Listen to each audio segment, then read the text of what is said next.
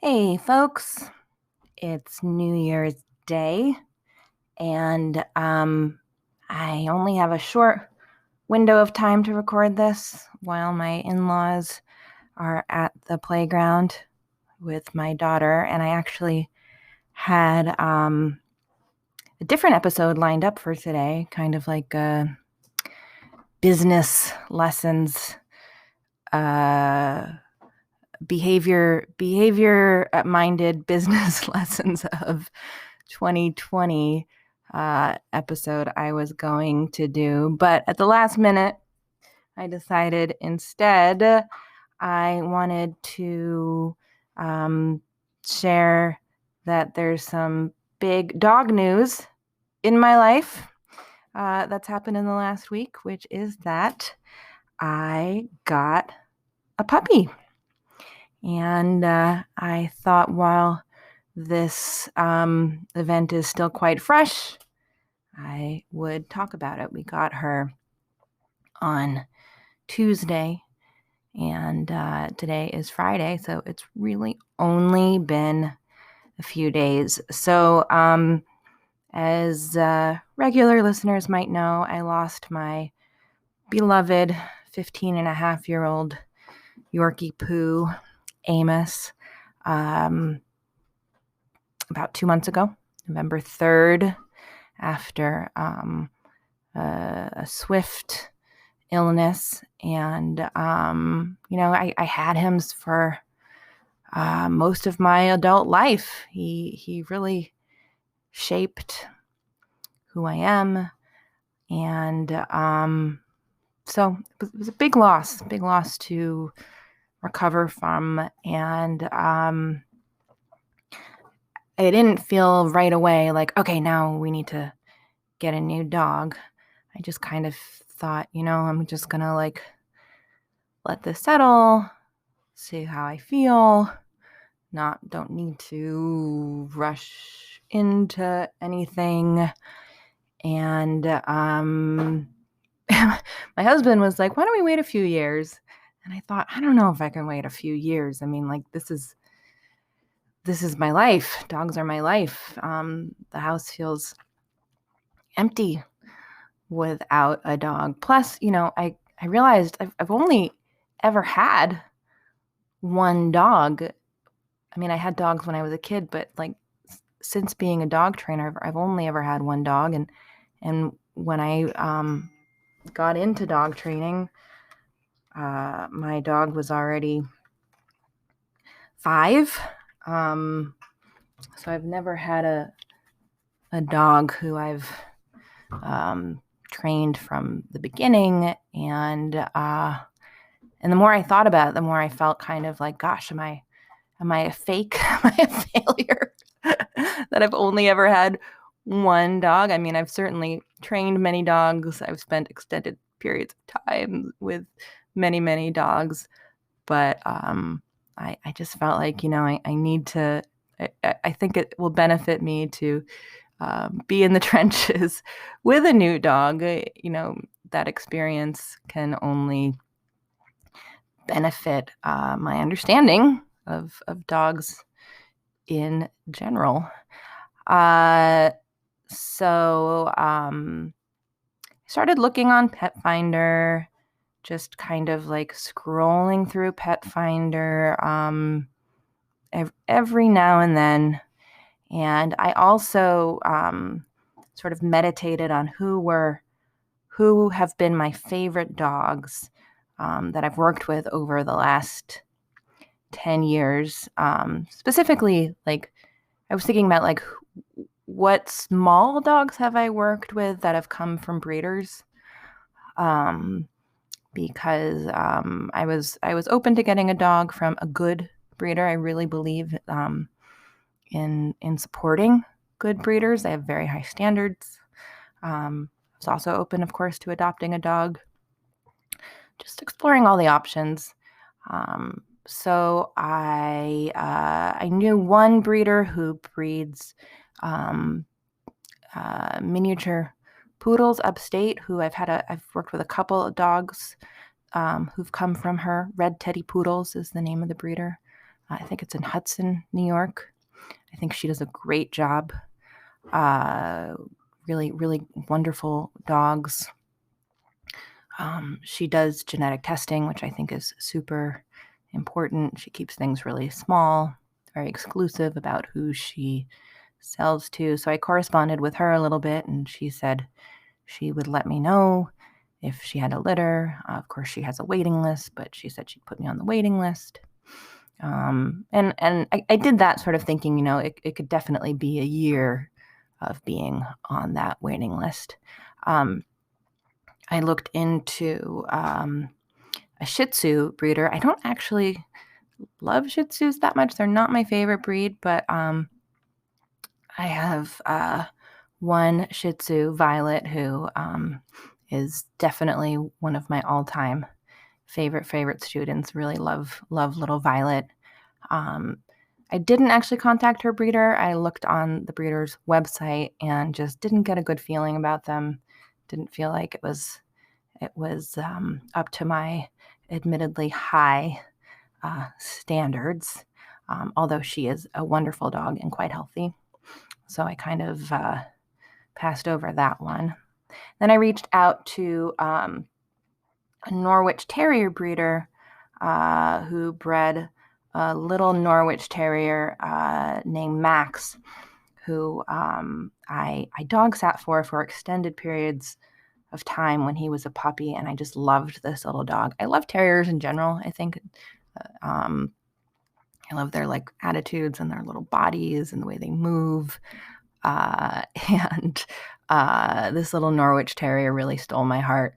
So I contacted his breeder and also felt very good about this breeder. Really felt like I think she breeds both retrievers and Norwiches, and just seemed like a breeder who really focuses on breeding for health, did all the kinds of genetic testing that I think are important. And then she called me a couple weeks later and said that she had a litter, 3 girls, and that if I wanted to put down a deposit, they would be ready to take home in February. If I wanted to drive down to Virginia, which I would be happy to do. And she was asking $6,500 per puppy. And I'm not particularly good with money, I would say. And I'm pretty good at justifying any expense, and also good at putting large expenses on 0% APR interest credit cards and paying it off over time. I've done that before with some big purchases. So the number didn't totally throw me off. It did seem like a lot of money. I certainly have a lot of clients who I know have paid probably between $3,000 and $4,000, maybe $5,000 on a dog. I mean, I don't generally have those conversations, but occasionally I'll see receipts when people give me their just paperwork, to show their dogs' shot records, et cetera, et cetera. So it was a number that was higher than I was expecting and higher than anything I've seen. But I don't know. I don't get too attached to money, I guess. And even though I do not have $6,500 laying around, I was not totally put off. But I am married and I have a family to consider, and my husband was just absolutely no way, Jose, are we spending $6,500 on a puppy. And I wasn't really going to have an argument about it because it really is a huge amount. I don't know. I kind of rationalize things, and I feel like I didn't get the impression this person was trying to fleece me. I just sort of thought, if she's asking this much, her puppies really must be worth this much. She must really be doing something right. And it's funny. I was texting with Chris, the owner of this little dog, Max, who I love so much.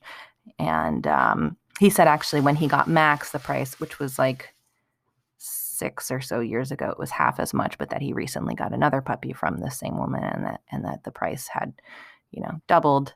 And then for like a week, he was like sending me all these adorable photos of Max and his newer puppy Griffin, and it was like I was like getting puppy porn in my phone.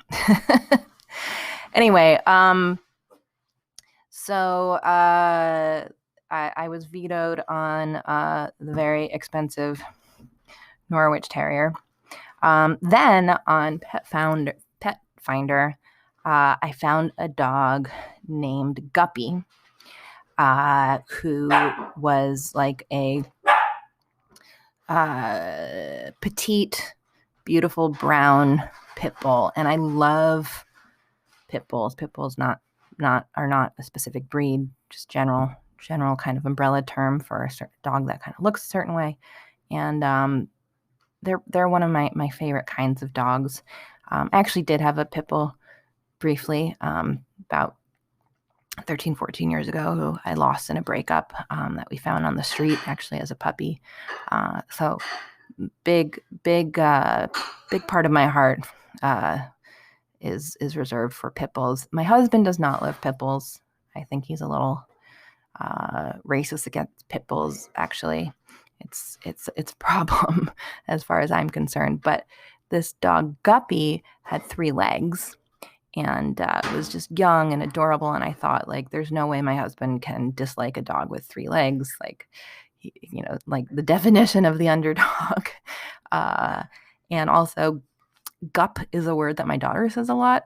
Sometimes it means cup, but I think sometimes it's just something she likes to say. So I was like, guppy, like, it's a sign. So I wrote to the rescue, and they said, if you're interested in Guppy, you can fill out an application online. And I was like, well, happy to fill out an application, but like, does it really make sense to be filling out an application if I haven't met the dog yet? Like, can I come meet Guppy to make sure that like it's a right fit, and then I can apply?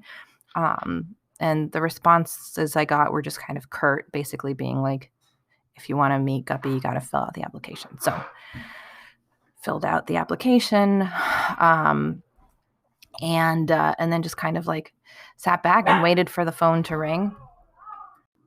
And like a week passed, and I didn't hear anything. And eventually, I messaged the shelter on Instagram, the rescue on Instagram, and said, "Hey, has Guppy found a home?" And they wrote back, "Yes, Guppy's already in a home." And I was sad. Like, I'd already pictured this dog I'd never met in our lives. Then a week or two later, I found a younger dog, a puppy named Sophia Loren, at a rescue, just like a rescue group out like on the east end of Long Island. This dog was part Tibetan Terrier, part Old English Bulldog, just sort of like a little stout, fluffy dog. I thought that was such an interesting mix. And this place I had to pay, I think it was $15 to submit an application, and I did. And these applications, they're so in depth. And one thing that's interesting is they ask for your landlord's information, I guess, to confirm that you're okay in your building to have a dog, which I get. But I don't know, like, I live in a rent stabilized apartment, and if you're familiar with rent stabilized apartments in New York City, it's like they're like these valuable things. Like, you don't want to mess anything up. You don't want, like, we almost never call the landlord for anything. It's just like a very like hands off, sort of leave us alone relationship. They have no interest in us being in this apartment because of the ridiculously low rent that we pay. And so I don't know. I mean, also, like, my landlord, it's not like a person with a name. It's some LLC, some nameless LLC. And and I'm not thrilled with the idea of them getting random phone calls from various shelters vetting me. And I don't really know, I mean, if these places even call the landlords. But anyway, I put the landlord's information there, and everything else they wanted to know. I feel like, I'm a pretty good candidate to adopt a puppy. Again, didn't hear back about Sophia Loren. Reached out a week later or so and was told that she already had a stack of adoption applications, and that, I was somewhere in the stack, but probably someone else was going to get her. Then on Petfinder, and again, I wasn't like looking too seriously. I was just kind of like scrolling through when I just needed a break from doing other stuff. And I saw this dog named Layla, who was like a super shaggy, like I think 2-year-old dog. I was mostly looking at puppies, but this one came up, like a blonde terrier. It looked like Sandy in the movie Annie. And I don't know. I just was like, that's our dog. That's her. I just had this overwhelming feeling of like, she's the one. And I emailed about her, and I actually heard back right away. She was being fostered in New Jersey by a woman who runs like a foster network. She pulls dogs, I think, mostly out of the public shelter in Newark. And she was like, she's really pretty fearful, skittish. I don't know if she used the word skittish. She said fearful, and she said, normally I wouldn't think it would be a good idea for her to be in a home with a dog, but you're a dog trainer, so you clearly know it. I mean, being in a home with a kid, but you're a dog trainer, so clearly know what you're doing. And, you just really like can't yell at her. She gets super scared and upset if you yell at her. So you really can only use positive reinforcement. And I was like, okay, well, I got that. And my husband was not enthusiastic about this when I explained the situation and described her like, having possible fear issues. He was like, I think we should get a puppy. I don't think we should be getting a dog who has any issues. And I totally like felt where he was coming from and didn't think he was wrong, but I just had this like overwhelming feeling of like, she's our dog. So we drove out to, I think it was like the Jersey Shore. It's like 2 hours away. It was like an entire sort of Saturday activity. And the woman fostering this dog lived in a beautiful house. It was amazingly clean and pristine, considering that she has like 6 dogs of her own, and was fostering like 5 other dogs and a bird and a turtle and cats and God knows whatever else. And she was wearing a mask. I was wearing a mask. My husband was wearing a mask. He was carrying our daughter. And my husband is like a really big guy with a beard, which I'm only mentioning because I think like just the whole thing freaked this dog out so much. Like the foster or the foster lady said, she's never seen me in a mask. So I wonder if she's just spooked by the fact that I'm in a mask. But here, like, she was in a mask, and there were these 3 masked strangers, one a child, one this big bearded guy. And I'm getting to you. I haven't talked about you yet. I'm leading up to it.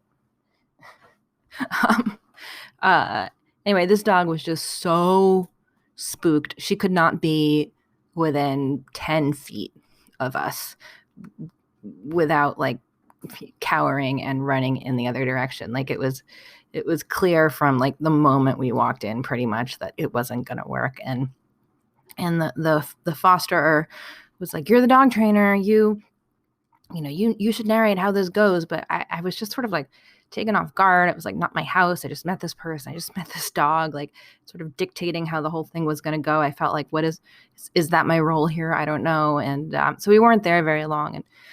But she did at one point, like kind of drag this poor dog over to me.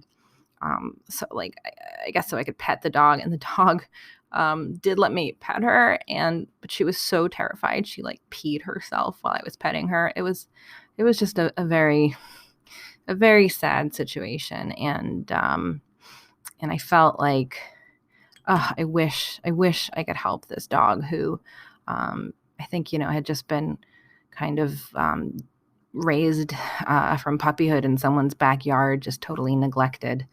But it was also clear to me that we were not the right home for this dog. I mean, even the woman fostering her said she was really bonded to her, and that, she got over her fear of her in a day or two. And but I thought, even if we could win over this dog, this terribly fearful dog, and even if I could work with her in our home, it just wouldn't be fair to bring this dog to live with us, like in central Manhattan, where we live on like a busy avenue. I just couldn't picture the dog on the street. So we drove home, the 2 hours back home, and it was, both my husband and I just felt sad that we couldn't help this dog, but it also felt like clearly the right thing to do was to not take the dog. Then I started chatting with some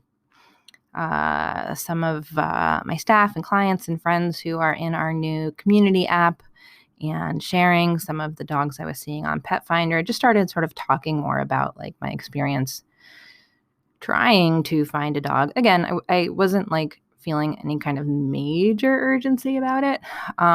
Just more and more kind of thinking like, more and more like interested just in the whole process of especially getting a rescue dog in this moment where apparently it's just harder and harder to get a rescue dog because more and more people want dogs, which is a good thing. And I don't know how much of it is rescues being very just vigilant about who they give dogs to, or how much of it is just like is like demand outweighs supply. It's anyway, it's interesting. I was reminded actually of this one time. I actually worked at it was a dog daycare, but they also were kind of like a rescue organization in Greenpoint. I worked there actually while I was doing the Karen Pryor Academy for a few months in 2010. And I remember there was this like beautiful gray petite rescue pit bull there that I was just in love with. And I was telling my neighbor about this dog, and like he wasn't even really like looking for a dog, but he was just like a really like solidly good person who like wants to do good things and help people and help dogs. And he was like, "Oh, well, I'll take her if she needs a home." So he like showed up at this rescue, like, "Okay, hey, I'm here to adopt Sasha." And the people who ran the place were like, "Oh, well, there's already," I mean, she'd been there for like months. They were like, "Well, if you're interested in her, you're gonna have to fill out an application and this and that." And he was just like, "Oh, I thought I was coming to get a dog." Like, I think even though like this is kind of a world that I'm in, I was still sort of surprised by how many hoops these places make people jump through. And again, I don't know if that's like a bad thing. I think it can just be sort of surprising. I could tell more stories about working at that place, but trying to stay on point. So I started in our new community app, which you can download. Go to schoolforthedogs.com/community, or look up School for the Dogs community in the App Store. I was just kind of venting a little bit. And Anna Hayward, who is one of our apprentices, who I interviewed a few months ago for the podcast, super interesting woman.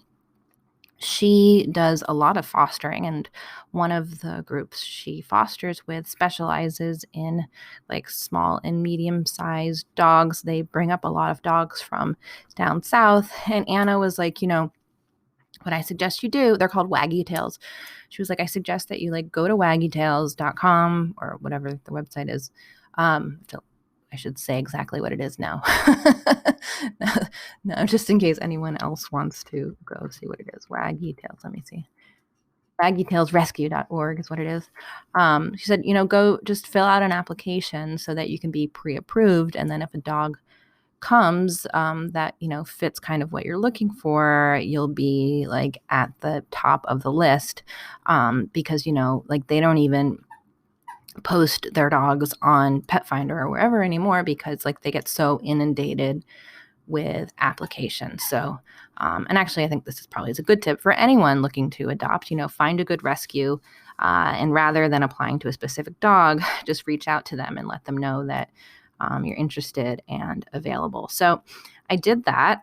And I said, I think we'd like a small to medium sized puppy or young dog, some kind of terrier, ideally something kind of like scruffy. Jason, my husband, was saying like his ideal dog would be like the Tramp and Lady and the Tramp. And like 5 days later or something, Anna texted me and she was like, Waggy Tails just got in 3 Chihuahua mixes from Alabama. They're sisters. They're not like scruffy, but they're about 5 months old, and would you be interested? So she sent me photos and I said, yes, sure. So that was, I guess, on Saturday or Sunday. I think Sunday maybe. And Monday I had a phone call with the woman who was fostering 2 of these 3 sisters. They were brought to a shelter in Alabama, actually with their parents. Their parents, though I think were not surrendered by whoever brought them in, they were brought in to be fixed. So I actually got to see the 3 girls and their what their parents look like, which was kind of cool. And had this conversation. There were 2 dogs available, and I said I would love to meet them. Of the 2, I picked the one that had kind of like two of the puppies were sort of all one color blonde, and one was a little bit darker with a black face, sort of like German Shepherd coloring, actually, like a Chihuahua, like a large size Chihuahua Terrier mix with German Shepherd coloring. And Tuesday she came and dropped off this puppy for half an hour. Another funny thing about adopting a dog right now is like there aren't adoption events. It's hard to go into people's homes to meet their dogs, so it was this sort of like funny puppy drop off situation, where she said, take 30 minutes, an hour, see how you feel about her. And then if you're into her, you can fill out the paperwork and pay the fee. So that's what happened. And that's how this new girl came into our lives. She is, I haven't weighed her, but I'm guessing she's something like 15 pounds, about 5 months old. very, very adorable. She looks kind of like a meerkat to me, like the meerkat in The Lion King, and a little bit older than I ideally would have liked. I think if you're getting a puppy, best to look for a puppy that's, in that socialization sweet spot of 10-ish weeks. 20 weeks is kind of actually like our cutoff at School for the Dogs for a lot of our puppy offerings, because the socialization window really kind of starts to close at 12 weeks, 16 weeks. But this is a bulletproof puppy. I don't know how she got this way, but she is super chill, not spooked by anything so far that she's encountered. Very sweet, very tolerant. My daughter who's 2, is of course obsessed with her, and this puppy is perfectly content to be snuggled and pet by a toddler. Very cuddly, very kissy, pretty bonded to me already. And she really just settled in. She just settled in like she's been here forever, even though, like I said, she came Tuesday, today's Friday. It's really only been a few days, but she's it seems like very happy and comfortable, and we love her. It's such a funny thing when you get a dog, because it's kind of like an arranged marriage. Like most relationships, you can kind of tiptoe in and see how you feel, like a friendship or a romantic relationship. You're not just signing on from the beginning. I mean, this one, I was saying, this one place, I was expected to fill out the adoption papers without ever meeting the dog. And I was, willing to do it. I remember when I got Amos, my old dog, him sitting on my lap in the car on the way home, and I was just thinking, what if I don't like him? I've committed to this for the next 10 to 20 years. I hope I like this dog. And of course we tend to like them because dogs are so freaking lovable and great. But they're these full-fledged people. I mean, not people, they're dogs, but it's different also, with a baby. Of course you don't choose your baby. I loved my baby from the moment she arrived, but it was a kind of slow ramp up, to experiencing her as a fully fledged person. Whereas this dog is who she is already. And I signed on after only knowing her for 30 minutes and decided that we're going to be the people who are going to be her providers for the rest of her life. And I think it was a good choice. I'm really really enjoying her. We're still trying to figure out a name for her. My husband and I have been disagreeing, which is funny because we came up with our daughter's name and with 30 seconds of discussion about it. And now we've been going back and forth for days about what to name this puppy. I want to name her Poppy, partially because the day that we got her, my daughter started saying puppy, and she's 2, so it kind of sounds like Poppy. And it's notable because she only says I don't know, 8 words total, and 4 of those words are baby-ease, not really real words. She calls doggies woo-woo. So I think it's kind of cool that she's already saying what basically sounds like Poppy. But my husband thinks of Poppy as I don't know, what you call a grandfather, or PAPI,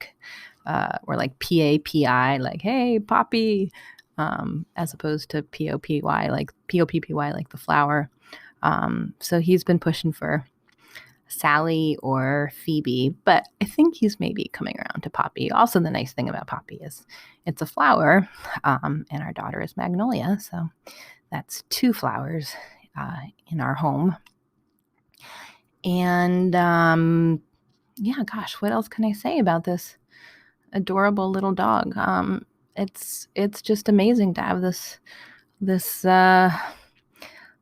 loving, affectionate creature around, and I keep thinking she's like grateful. Like I keep feeling like, oh, I think she maybe knows she landed in a good place. I mean, when you think about like just like all the things in life that have to happen for a dog to end up really in any home, like all the tiny things that made it so this puppy from God knows where in Alabama ended up in my home in Manhattan, and all the people that had to be involved, and all the circumstances that had to come together. It's pretty amazing. So I keep feeling like, I don't know, like she's grateful and lucky. But then I remind myself how much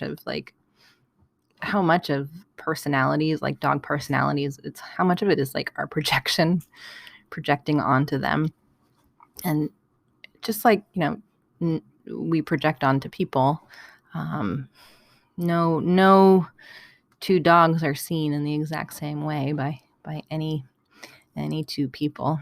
And, is she really grateful or not? I mean, I have no idea if dogs feel gratitude, but the fact is, like, I don't think dogs know if they came from a pet store, or they came from a breeder, or they came from a shelter. They might have come from difficult situations, no matter where they came from. They might have come from nothing but good times, no matter where they came from. When you do get a rescue dog, though, I mean, really, when you get any dog, unless you're there the moment they're born, there is kind of this history that you'll never totally know about. But I do know that she was with her 2 sisters up until pretty recently. She was being fostered with one of her sisters.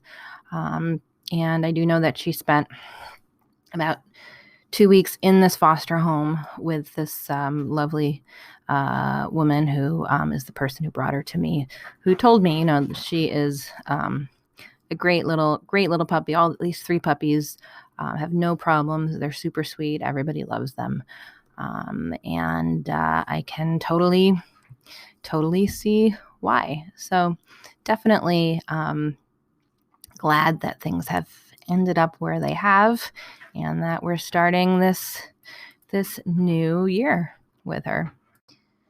I'm sure I will have much more to say about her and to share about her in the coming weeks and months, but some initial observations from 3 days of having a puppy for the first time in 15 years. One thing is, it's definitely not the ideal time of year to get a puppy, if you ask me. If you live in the northern hemisphere, it is cold, and this little girl has no interest in being in the cold. She is some kind of Chihuahua mix. They do hail from warmer areas. I have bundled her up in doggy sweatshirts a few times and brought her out on my deck. I have like a fenced-in private outdoor area, and she clearly is uncomfortable. So I haven't pushed it. I haven't tried bringing her out on the street yet either, just because, I want her to settle in. I want her to feel comfortable about all the things. And when you're in a new place and you're cold, I think you're not going to be doing your best learning. But does make it harder to think about socializing her to the outside world, and of course I think it makes it harder to house train a dog if it's hard to just get them to be comfortable in the outdoors. So my choice right now is just not stress out too much about the house training stuff. I have wee wee pads down in one specific spot, and I'm reminded of how important it is to manage space. This is true of any dog you're working with, but when you're working with a puppy in particular, and especially if you're dealing with house training,